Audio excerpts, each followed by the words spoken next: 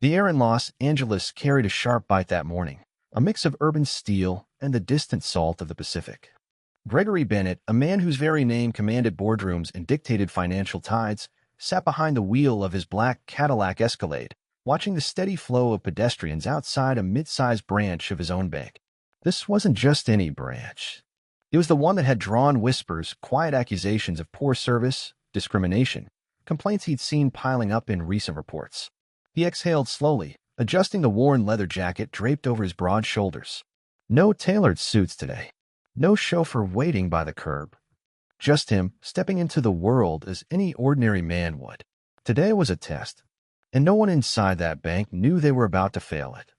With a final glance at his reflection, his sharp, dark eyes unreadable, his expression purposefully neutral, Gregory stepped out and crossed the street. As he entered the bank, the difference was immediate. The cold air conditioning bit through his jacket, but it wasn't just the temperature that made the room feel sterile.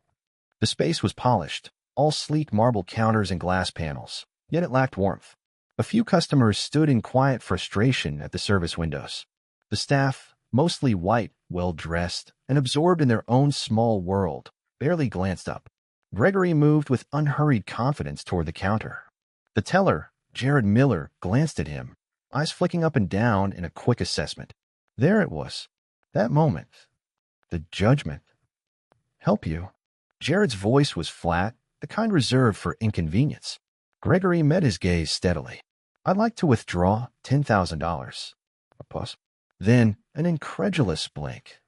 10,000. Jared repeated, the corners of his mouth twitching. Gregory slid his bank card forward, along with his ID. That a problem? Jared hesitated just long enough for it to be noticeable. Then, with an exaggerated sigh, he took the card and ID, his fingers barely brushing them as if he might catch something contagious. Gregory had seen this before. The reluctance. The suspicion. He kept his expression still, though his stomach twisted in a familiar knot. Jared turned to his computer, typing deliberately slow, his fingers moving over the keyboard like molasses. What's the name on the account? Gregory's jaw tightened. It's on the ID. Jared smirked but said nothing. He glanced at the screen, his expression shifting slightly before he sat back and shook his head. Yeah, we can't process this withdrawal. Gregory blinked. Excuse me? Jared slid the bank card and ID back across the counter. We don't have that kind of cash on hand. Something in Gregory's chest tightened. You don't keep $10,000 in cash? Jared shrugged. Not without a request. And even then, we need to verify some things. Gregory held his gaze. Verify what? Jared exhaled through his nose, looking almost amused now. You know, just standard policy. We have to make sure everything checks out. You understand. Oh, Gregory understood perfectly. A slow silence settled between them. The bank had grown quieter now, customers catching on to the tension. Gregory knew that if he was dressed differently, if he was someone they assumed belonged, this conversation would have already been over. But they didn't see Gregory Bennett, CEO of the very institution they worked for. They saw a black man trying to withdraw what they deemed too much money. He drummed his fingers lightly against the counter. He could escalate this now, but he wasn't done yet. Call your manager. Jared hesitated, then turned on his heel, disappearing into the back office. Gregory exhaled, slow and measured, feeling the weight of every set of eyes now locked onto him. He wasn't just withdrawing money anymore. He was withdrawing truth from the shadows, exposing what had always been there. And the worst part? He wasn't even surprised. The test had just begun. The bank had settled into a tense stillness, the kind that felt almost alive, as if the very walls had picked up on the unspoken tension floating between the employees and the man standing at the counter.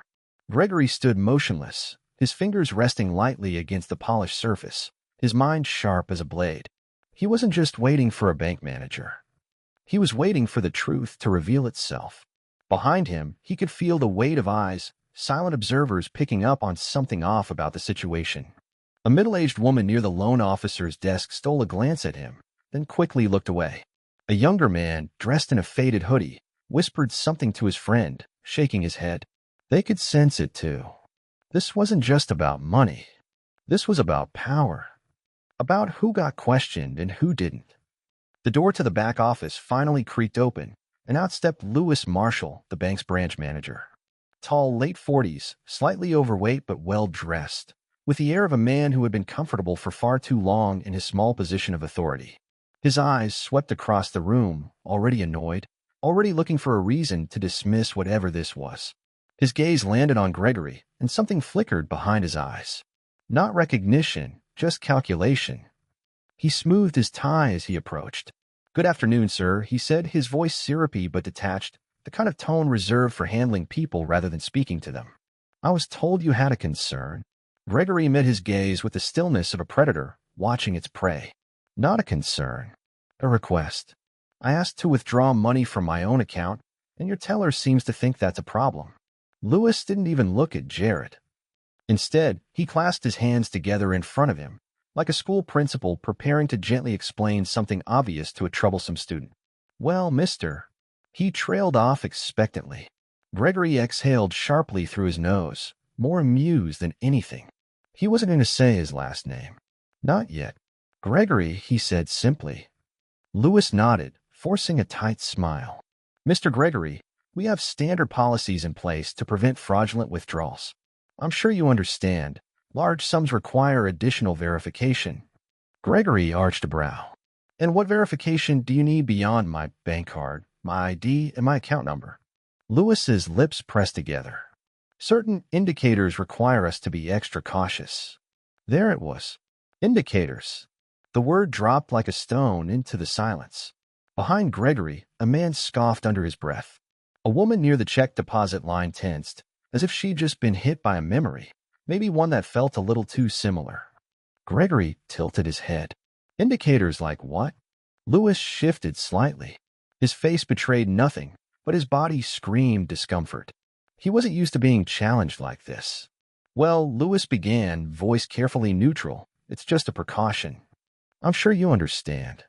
We need to ensure all transactions are legitimate before approving a withdrawal of this size." Gregory let the words hang there for a beat.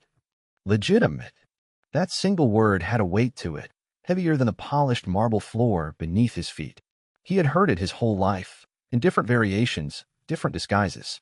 It was the polite mask over something uglier. He leaned in slightly, his voice dropping just enough to make Lewis flinch. "Are you implying my money isn't legitimate?" Lewis hesitated. "I didn't say that." "No," Gregory agreed, voice like iron wrapped in velvet. "You didn't. But you're acting like it." Silence. Lewis swallowed. "I assure you, we apply these protocols to everyone." Gregory let out a slow, deliberate breath, shaking his head slightly. "No, you don't." Another pause. Lewis shifted uncomfortably. Jared, still standing off to the side, was visibly pale now, his earlier arrogance rapidly fading into nervous rigidity. He wasn't just watching this unfold. He was trapped in it. Gregory straightened, rolling his shoulders back as if settling into something bigger than this conversation. "I've been with this bank for over 15 years, he said evenly. "I have multiple accounts here. I've never once had an issue withdrawing money. But today, for some reason, you think I need extra verification." Lewis forced another smile, but it was cracking at the edges now. "It's not personal, sir." Gregory chuckled under his breath, shaking his head again. "It never is," he murmured. Then, before Lewis could even begin to frame another weak excuse, Gregory reached into his pocket, pulled out his phone, and started dialing. Lewis stiffened. "Sir, there's really no need." Gregory lifted a single finger, silencing him with ease. "You can stop talking now," he said simply. Jared's mouth fell open slightly. The younger man in the hoodie near the ATM grinned, nudging his friend. The line rang once, twice. Then a voice answered. "Put me through to the regional manager," Gregory said calmly, his gaze never leaving Lewis's. Lewis's face drained of color. His fingers twitched at his sides. He finally realized that this wasn't just some everyday customer standing in front of him. A woman, standing off to the side with a clipboard, whispered something to a coworker. The tension coiled tighter around a room, suffocating and electric. Jared glanced at Lewis, eyes pleading now. "Fix this. Fix this before it's too late." But it was already too late. Gregory didn't raise his voice. He didn't threaten. He didn't shout. He simply looked Lewis dead in the eye and said, "I suggest you watch very carefully what happens next." The bank had never been so quiet. And for the first time, Lewis truly understood. He had just made the biggest mistake of his career. The silence inside the bank had transformed into something almost tangible, thick with the weight of realization. Gregory held the phone to his ear, his gaze locked onto Lewis Marshall, who now stood as if the very air had betrayed him. He was no longer in control. The voice on the other end of the call picked up. "Mr. Bennett?" The tone was crisp, professional, but tinged with something else, concern. Because when Gregory Bennett called, it was never without purpose. "Yes," Gregory said, his voice even, yet unmistakably edged with steel. "I'm standing inside your Wilshire branch. There's a problem." A pause. The kind that carried weight. "What kind of problem, sir?" Gregory exhaled slowly, dragging out the silence just long enough for Lewis to sweat. "The kind that requires immediate attention," he said finally. "Send someone." "Right away, sir." The call ended. Gregory slipped his phone back into his pocket with practiced ease, the movement slow and deliberate. When he looked back up, Lewis had lost any remaining shred of arrogance. The bank was watching now. Jared, still standing near the counter, looked like he wanted to sink into the floor, his earlier smugness completely erased. A woman near the exit adjusted her bag over her shoulder, pretending to be occupied, but her eyes darted toward the unfolding scene every few seconds. A young man in a faded bomber jacket stood near the deposit kiosk, arms crossed, expression somewhere between amusement and anticipation. And then the door to the bank swung open. A man in a tailored navy suit strode in, his steps quick, his face already tense. He scanned the room, his gaze landing on Gregory within seconds. Daniel Hayes, regional manager. Gregory had hired him personally. The moment Daniel's eyes met his, a flicker of recognition dawned, followed swiftly by panic. "Mr. Bennett," Daniel breathed, as if the weight of the name itself carried enough force to knock the air from his lungs. Lewis took a half-step back. His entire body language shifted from defensive to pleading in less than a second. Daniel's eyes swept the room, quickly taking in the wide-eyed employees, the frozen customers, and the stillness hanging like a loaded gun between Gregory and Lewis. He turned to the branch manager, his expression dark. "What happened?" Lewis licked his lips. His throat bobbed as he swallowed. "Just a misunderstanding," he stammered. "A standard security check. You see, Mr. Bennett wanted to withdraw a large sum. And of course, we have to be extra careful." Gregory let out a quiet chuckle. A low, dangerous sound. Lewis stopped talking immediately. "Careful," Gregory repeated, as if tasting the word. "You mean careful in a way you wouldn't be if I looked different?" Daniel's jaw clenched. His gaze snapped to Lewis, who visibly shrunk under the scrutiny. No, sir, that's not what I meant," Lewis began, his voice wavering now, his earlier bravado dissolving like sand against an incoming tide. Gregory raised a brow. "Then tell me," he said, his voice calm, measured, deadly, "why didn't you verify my account before making a decision?" Lewis opened his mouth, closed it. His hands twitched at his sides, as if searching for something to cling to, but there was nothing. Because there was no excuse. Gregory nodded slowly. "That's what I thought." Daniel stepped forward now, his voice clipped and cold. "Mr. Bennett, I can assure you this is not how we conduct business." "No," Gregory mused. "Then tell me, Daniel, how often do these security checks apply to people who don't look like me?" Silence. Daniel hesitated, just for a fraction of a second. And in that second, Gregory knew. This wasn't just about Lewis. This was systemic. He had seen it before, had lived through it, had fought against it. And yet, here it was again, wearing a different mask but speaking the same language. Gregory turned, scanning the room, addressing everyone now. "You all saw it," he said, his voice quiet, yet carrying the weight of authority. "You heard how they spoke to me. You watched how they judged before even checking facts. Now tell me, if I had walked in here looking like I belonged in a boardroom instead of a sidewalk, would this have happened?" A heavy silence followed. Then, from near the teller's window, a voice small, but firm. "No." Gregory's eyes flicked to the speaker, an older woman, her gray-streaked hair pulled into a neat bun, her expression solemn. She had seen too much of the world to pretend otherwise. Another voice followed. "Never happened to me before." A man, early 40s, standing by the loan officer's desk. Jared looked physically ill. Lewis looked like he might collapse. And Daniel? Daniel knew there was nothing left to salvage. Gregory let the moment breathe, let the truth settle deep into the cracks where excuses used to live. Then he turned back to Daniel. I want a full audit of this branch, he said smoothly. Every complaint, every incident. Effective immediately. Daniel nodded so fast it looked painful. Of course, sir. Gregory's gaze shifted to Lewis, who flinched under the weight of it. As for you, he continued, voice razor sharp, clear out your desk. You're done. Lewis froze, his breath catching in his throat. But Gregory tilted his head. Do you really want to argue? Lewis's mouth snapped shut. Daniel grabbed his elbow, already steering him toward the back office. I'll handle this personally, he muttered. Gregory gave a single, satisfied nod. The damage was done. The lesson was delivered. As the weight of the moment settled over the bank, he turned toward Jared. The teller visibly recoiled, his face paler than before. Gregory leaned in slightly, just enough for only Jared to hear. Ask yourself, he murmured, what happens next time you judge someone before knowing their worth? Jared swallowed hard. Gregory straightened, then finally turned toward the exit. As he strode toward the doors, a slow ripple of applause began. It wasn't loud. It wasn't forced. It was real. And as the glass doors swung open to the Los Angeles sun, Gregory Bennett didn't look back. Because he didn't need to. The message had been received. The Los Angeles sun was unrelenting as Gregory stepped outside, the heat pressing against his skin like a silent, watchful force. The applause from inside the bank still echoed in his ears, not just a sound, but a statement, a recognition. People had witnessed something today, something undeniable.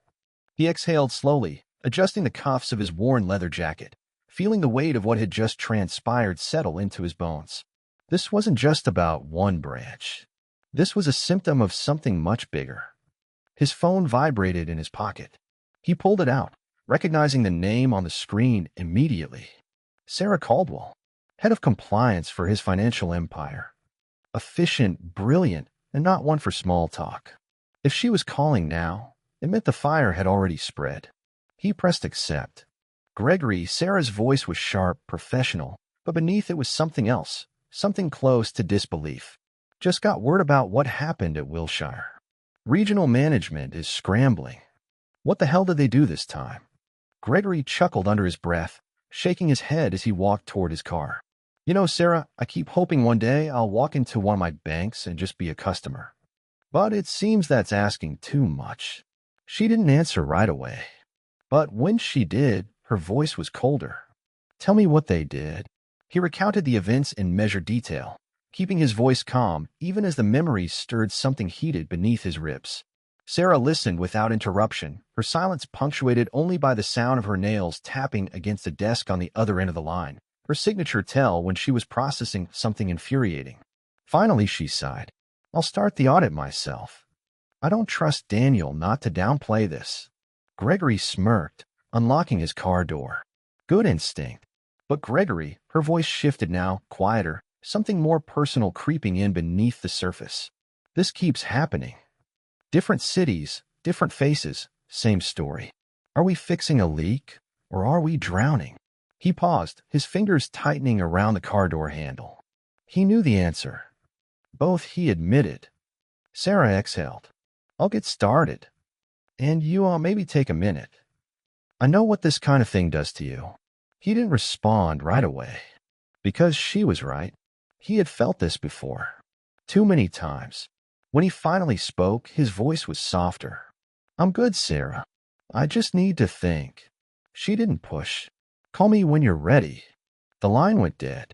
Gregory slid into the driver's seat but didn't start the car right away. Instead, he sat there, letting the cool blast of the air conditioning ease some of the tension coiled inside him. His reflection stared back at him in the rearview mirror, sharp, steady, unreadable. How many times had he been in this position? How many more would there be? The thought didn't anger him. It fueled him. Because if there was one thing Gregory Bennett had learned in this life, it was this. You don't change the system by waiting for it to fix itself. You break it open. And he was just getting started. The city hummed around Gregory as he drove, the low growl of traffic blending with the distant wail of sirens and the occasional burst of music from passing cars. But his mind was elsewhere, circling the events at the bank, the look in Lewis Marshall's eyes when he realized just who he had been dealing with. Fear, regret, panic. He had seen that look before. Many times. It never came soon enough. His phone buzzed again, this time flashing an incoming text from Sarah. Audit already in motion. Preliminary reports suggest systemic issues across multiple branches. Not just Wilshire. You were right. Gregory let out a slow breath, his grip tightening on the steering wheel. Not just Wilshire. This wasn't about one man, one branch. It was bigger than that. His mind sharpened, already assembling the pieces, crafting the next move. This wasn't just going to be an internal cleanup. This was going to send shockwaves. His thoughts were interrupted by another text. This one from an unknown number. You humiliated me. I hope you're happy. Gregory smirked. Lewis. The man must have found a scrap of courage after crawling out of the bank. Typical. The kind of person who stayed quiet until they felt safe enough to be bitter. Gregory typed back 2 words. I am. And then, for good measure, enjoy the consequences. He didn't wait for a response. Lewis was irrelevant now. Instead, Gregory dialed another number. It rang twice before a deep voice answered. Bennett. Elliot, Gregory said, his tone crisp. I need you to draft a press statement. A brief silence, then, oh, this is one of those situations. Gregory smiled slightly. It's about to be. Elliot Pierce was his director of communications, and more importantly, a man who knew exactly how to take a situation like this and turn it into a reckoning. What's the angle? Elliot asked. Gregory's eyes darkened as he switched lanes. We don't just fire one manager and call it a day. We expose the pattern. We announce sweeping changes across every branch. We make it clear this isn't a one-time correction. It's a systemic overhaul. Elliot let out a low whistle. Damn, you're not playing. I never do. A chuckle. I'll have a draft in an hour. You want media involved. Gregory's jaw flexed. Not yet. Let them sweat first. Understood. The call ended, leaving only the steady hum of the road beneath him. Gregory glanced in the rearview mirror again, this time not at his own reflection, but at the city behind him. Los Angeles was a city that rewarded power. It was time to remind people who held it. The sky over Los Angeles had darkened by the time Gregory pulled into the underground parking lot of his company's headquarters. The world above hummed with life. Neon signs flickered, distant sirens wailed, and the streets pulsed with restless energy. But down here, beneath it all, in the cool stillness of the lot, Gregory was preparing for war. His phone buzzed as he stepped out of the car. Another message from Sarah. Daniel is nervous. He's trying to minimize the issue. Claims, isolated incidents. I told him to check his email. Gregory allowed himself a small smirk as he entered the elevator and pressed the button for the top floor. He knew what Sarah meant. She had just sent Daniel the preliminary audit results, the kind that tore the isolated incident excuse into shreds. The doors slid open to the executive floor, where his assistant, Elena, was already waiting, an iPad in one hand and a sharp look in her eye. They're all here, she said. Good. Gregory strode past her into the conference room, where the regional management team, Daniel, a few nervous-looking VPs, and a handful of senior executives, sat stiffly around the long glass table. He didn't sit. He didn't need to. Instead, he stood at the head of the table, silent, letting the weight of his presence settle into the air, letting them squirm. Then he spoke. Before any of you try to downplay this, he said, his voice smooth but laced with steel, let's get one thing straight. This isn't an incident. It's a pattern. And I have the proof. Click of a button. The screen at the end of the room lit up with charts, reports, and statistics, complaints, discrepancies in service, clear racial biases in approval rates, and withdrawal denials across multiple branches. A few of the executives paled. Gregory folded his arms. Now, I could sit here and ask how none of you noticed this. But we all know the truth, don't we? Silence. Daniel shifted uncomfortably. Mr. Bennett, I assure you. Gregory held up a hand. Don't, he said flatly. Don't insult me with rehearsed damage control. Just listen. He paced slowly, his voice calm but carrying the weight of finality. This is what's going to happen, he said. A full-scale restructuring. Every branch is getting reevaluated. New training, new policies, real oversight. He glanced around the table. And if that's a problem for any of you, hand in your resignation by the end of the day. No one moved. Gregory's gaze locked onto Daniel. Starting with you. Daniel visibly froze. His mouth opened slightly, but no words came out. Gregory tilted his head. Did you think I wouldn't find out how you try to sweep this under the rug? I didn't mean. You didn't think, Gregory interrupted smoothly. And that's exactly the problem. Daniel swallowed hard. Gregory, please. It's Mr. Bennett, Gregory corrected. And with that, the decision was made. Daniel slumped back in his chair, defeated. Gregory turned to the rest of the room. Any other questions? No one spoke. Good. Gregory exhaled slowly, letting the weight of finality settle in. This company will not tolerate discrimination, he said. Not now. Not ever. Then, without another word, he turned and walked out. Because he had work to do. The night sky stretched over Los Angeles like a velvet curtain, city lights blinking like distant stars. Gregory stood at the floor-to-ceiling window of his office, looking out over the vast expanse of the city. His reflection stared back at him, calm, composed, but beneath the surface, a fire still burned. The meeting had gone exactly as he expected. Not a battle, but a purge. One that had been long overdue. Behind him, the door clicked open. Sarah, you did it, she said, walking in without waiting for an invitation. Gregory didn't turn. It's not done yet. Sarah sighed, setting a thick folder on his desk. No, but the hardest part is, Daniel's gone. Lewis is gone. And the restructuring plan? It's already in motion. This, she gestured toward the city beyond the glass. This is a different company than it was this morning. Gregory finally turned, his expression unreadable. Not different enough. Sarah raised an eyebrow. You're really incapable of acknowledging a win, aren't you? He didn't smile, but something in his eyes softened. Just cautious, he admitted. Sarah sat on the edge of his desk, arms crossed. The press is already picking up on it, she said. Word's spreading. Employees are talking. Some people are pissed, but most are relieved. Gregory exhaled, rubbing his jaw. Of course, there would be resistance. People who had benefited from the way things were.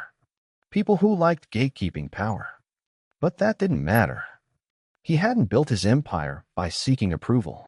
He built it by being relentless. Sarah watched him for a long moment, then shook her head. So, what's next? Gregory's gaze returned to the city. Next, he repeated, we expand. New policies. More audits. And a message, loud and clear. Sarah tilted her head. And that message is, Gregory turned back to her, and this time there was no hesitation in his voice, that the old rules are dead. Sarah smirked. Now that, she said, standing, is a headline. Gregory watched as she walked to the door, pausing just before leaving. For what it's worth, she added, you're right. It's not over. But today you changed something. And with that, she was gone. Gregory let the silence settle. The weight of everything that had happened. The fight wasn't over. But today it began. He turned back to the city, his reflection merging with the lights beyond. And for the first time in a long time, Gregory allowed himself to feel it. Not victory, not relief, but purpose.